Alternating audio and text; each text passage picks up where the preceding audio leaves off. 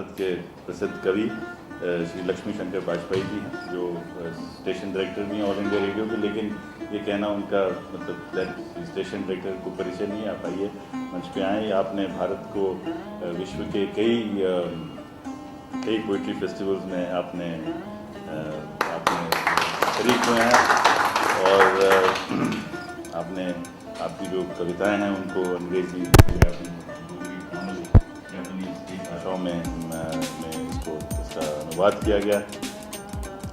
और अब आज के जो दूल्हे राजा हैं सुरेश विशिष्ट, उनको भी आमंत्रित कर रहा हूँ। सुरेश को ट्रेनिंग देने का मुझे सौभाग्य प्राप्त हुआ था जब मैं मसूरी अकादमी में था, और बहुत अच्छा लगा कि आज सुरेश हमारे बीच में है। और ये पहली मर्तबा, जैसे मैंने आपको कहा कि हम ये सेशन जो है ये हिंदी में कर रहे हैं और एक कविता संग्रह के साथ इसको शुरू कर रहे हैं।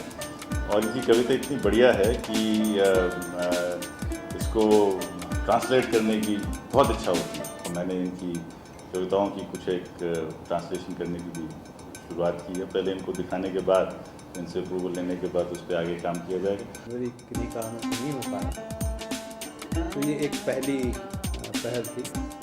दूसरा ये हुआ कि इसके लिए हम लोगों ने सुरेश को चुना, तो थोड़ा सा उनका सुरेश के प्रति एक पूर्वाग्रह था। मेरा करना क्या, मैंने कहा वहीं जाके तो अपने काम की परिभाषा खुद तय करो। तो मुझे लगता है कि उसमें से थोड़ा बहुत तब के ये कुंदन निकला है।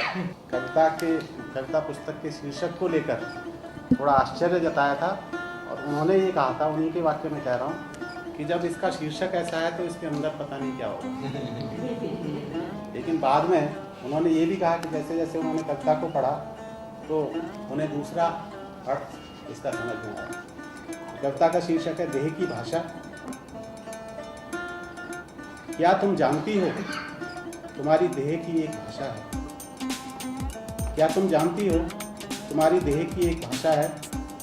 देह को बोलना, देह को सुनना और समझना, यही भाषा सिखाती है, और यही भाषा देह को एक कविता बनाती है। देह की भाषा का व्याकरण नियमित करता है शब्दों, भावों, क्रियाओं, वचनों और संधियों। देह की भाषा का व्याकरण नियमित करता है शब्दों, भावों, क्रियाओं, वचनों और संधियों को। मन में उमगते विचारों और देह से निकलती ध्वनियों की व्याख्या भी यही व्याकरण करता है। हर एक अंग का कंपन, तुम्हारा प्रेम, अनुभव, मौन, आसक्ति, विरक्ति, तटस्थता, विचारों का आलोचन, इसी भाषा के माध्यम से बनाते हैं एक तिलिस्म। देह के इस तिलिस्म को पढ़ता हूँ, समझता हूँ इसके रहस्यों को, और फिर अनुवादित करता हूँ अपनी देह के लिए, तब मेरे काम आती है तुम्हारी देह की भाषा।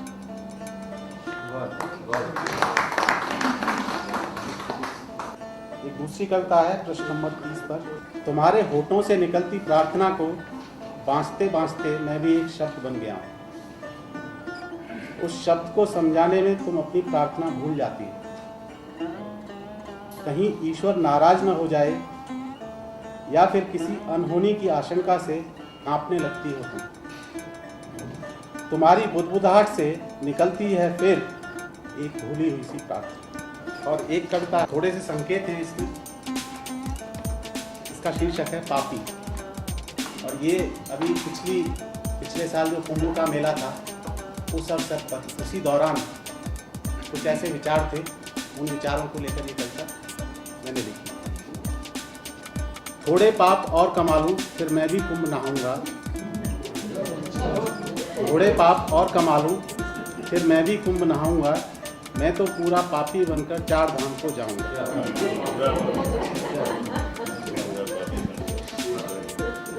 पाप पुण्य के चक्कर में ही आधा जीवन बीत गया। असमंजस में और रहा तो जीवन भर पछताऊंगा। और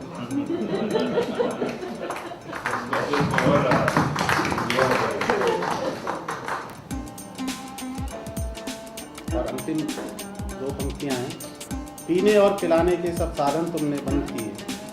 पीने और पिलाने के सब साधन तुमने बंद किए। तुम ही बताओ इस महफिल को कैसे मैं बहलाऊं।